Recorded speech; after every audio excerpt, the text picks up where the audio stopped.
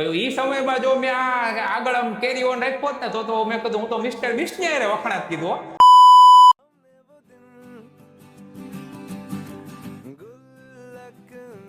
શું અમિતભાઈ થાકી ગયા છો અને પાછા થાયકા પાયકા બેઠી ગયા છો?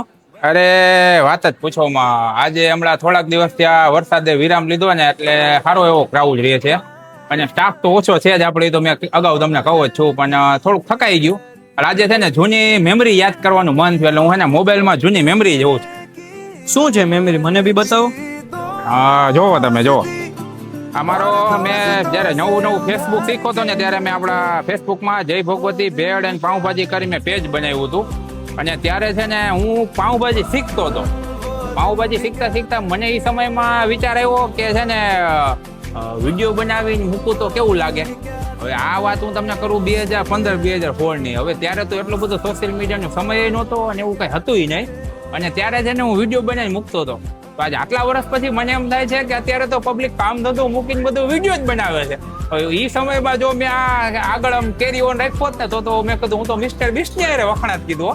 હવે એ તમે જોવો તો ખરા, હું એ સમયમાં એને ફૂડ બ્લોગિંગ ટાઈપનો વિડીયો બનાવતો હતો.